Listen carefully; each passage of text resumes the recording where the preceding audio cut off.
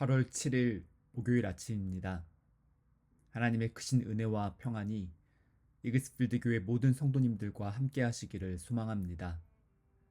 오늘 함께 살펴볼 하나님의 말씀은 스가랴 2장 1절에서 13절까지의 말씀입니다.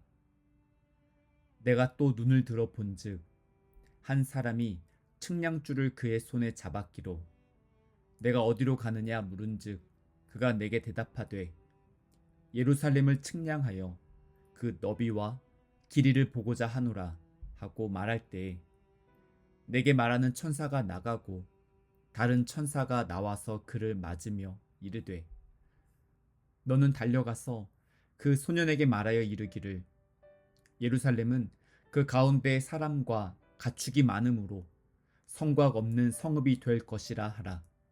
여호와의 말씀에 내가 불로 둘러싼 성곽이 되며 그 가운데에서 영광이 되리라. 오호라, 너희는 북방 땅에서 도피할지어다. 여호와의 말씀이니라. 이는 내가 너희를 하늘 사방에 바람같이 흩어지게 하였음이니라. 여호와의 말씀이니라.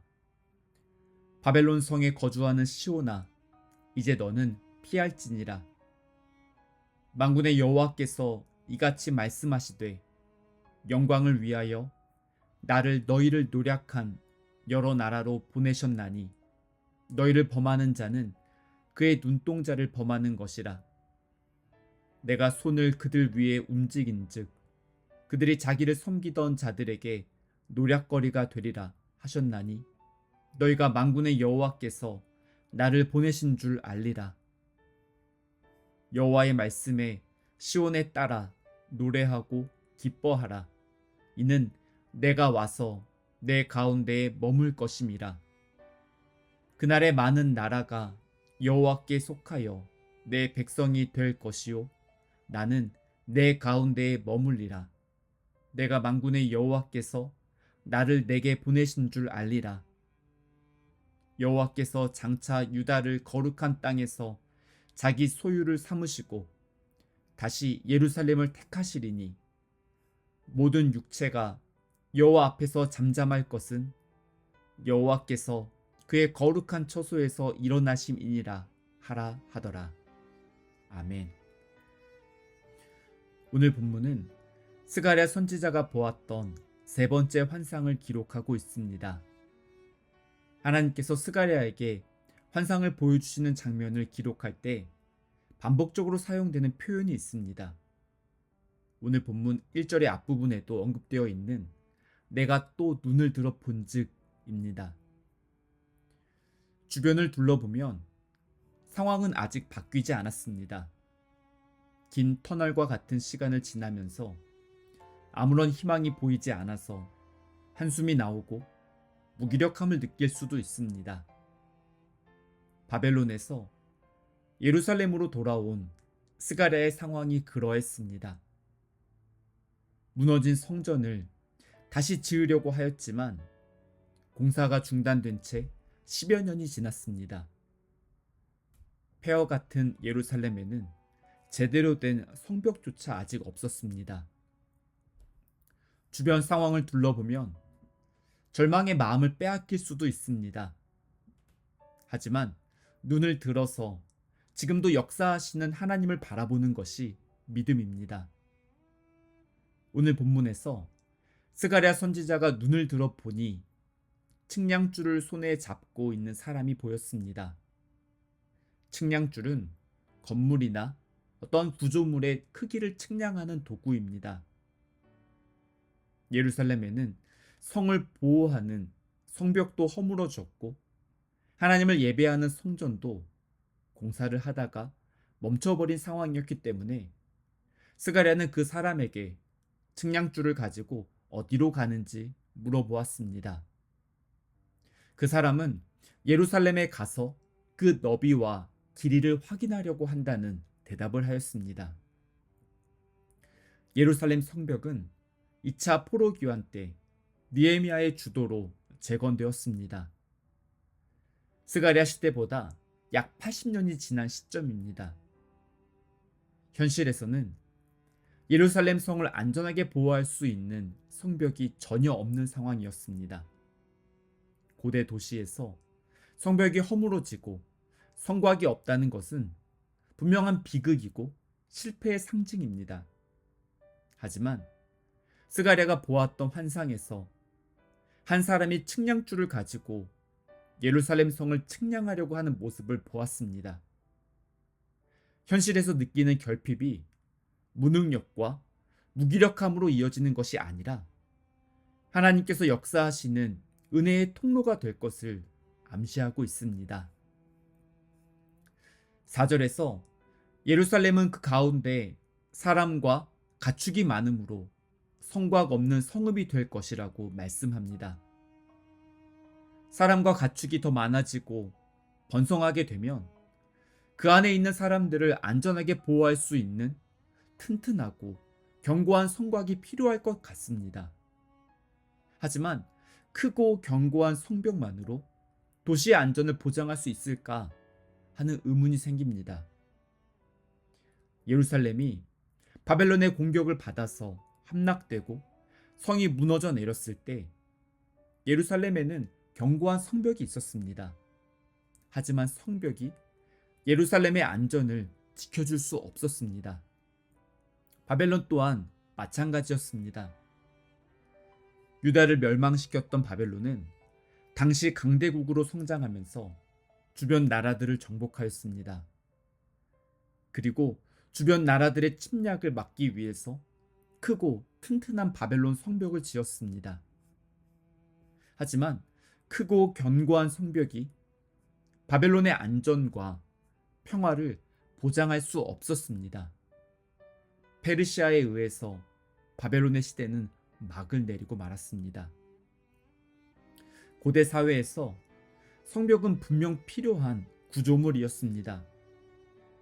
외부의 적으로부터 성을 안전하게 보호하기 위해서 성벽이 필요했습니다.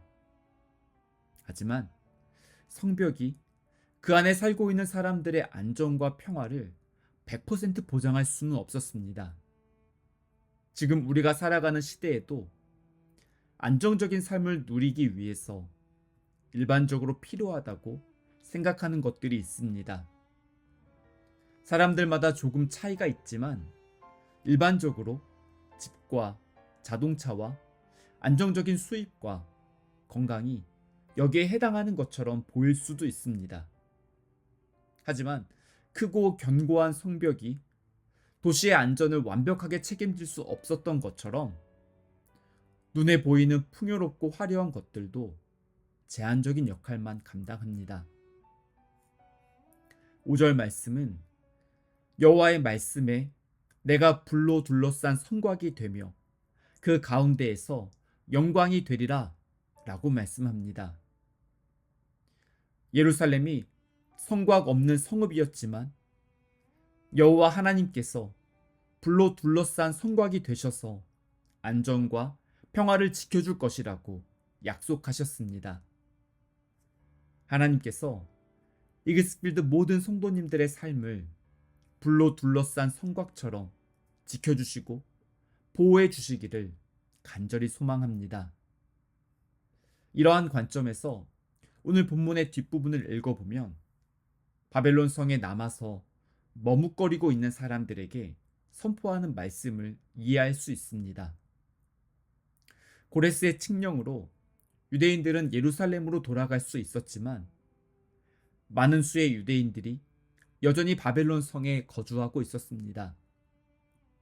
이들은 아무런 성벽이 없는 예루살렘보다 바벨론의 견고한 성읍이 더 안전하고 쾌적한 삶을 보장해 줄 것이라고 기대하였습니다.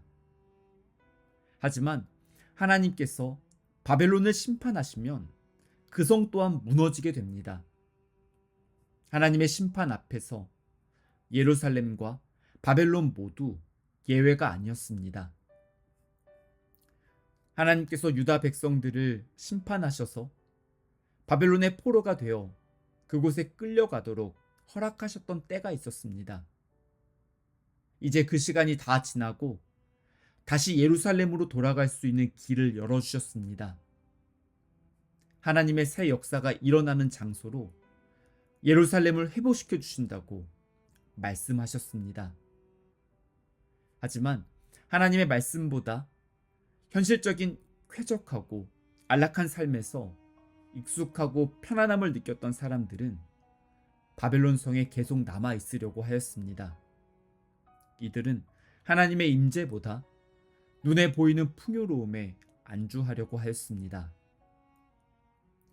당시 예루살렘은 주변 나라들의 침략을 막아낼 수 있는 성벽이 없었고, 공사를 하던 중에 멈춰버린 성전은 현실의 한계를 느끼게 하였습니다. 그럼에도 오늘 본문 10절에서 여호와의 말씀에 시온에 따라 노래하고 기뻐하라 라고 말씀하신 이유를 분명하게 말씀합니다. 이는 내가 와서 내 가운데에 머물 것임이라. 아멘. 하나님께서 하나님의 백성들 가운데에 머무시고 동행하시기 때문에 그곳이 안전합니다. 시편 23편의 고백처럼 여호와는 나의 목자시니 내게 부족함이 없는 삶을 살아가게 됩니다. 11절의 말씀을 제가 읽어보겠습니다. 그날에 많은 나라가 여호와께 속하여 내 백성이 될 것이요 나는 내 가운데에 머물리라. 내가 만군의 여호와께서 나를 내게 보내신 줄 알리라. 하나님께서 많은 나라와 민족을 하나님의 백성으로 삼으시고 그 가운데 머무신다고 말씀하셨습니다. 만군의 여호와께서 우리에게 말씀하시고 하나님의 뜻을 나타내 보여주실 것을 신뢰하고 기대합니다. 사랑하는 이그스필드 모든 성도님들이 오늘도 하나님과 동행하며 하나님의 임재 안에 머무르는 복된 하루가 되기를 간절히 소망합니다. 함께 기도하시겠습니다. 하나님 아버지, 하나님께서 저희들의 보호자가 되어주시고 저희들의 삶을 인도해 주셔서 감사합니다. 하나님께서 불로 둘러싼 성곽이 되셔서 저희들을 지켜주시고 보호해 주셔서 감사합니다. 현실에 대한 걱정과 미래에 대한 불안한 마음 때문에 눈에 보이는 성벽을 더 높이 쌓고 의지하려고 하였던 모습을 회개합니다.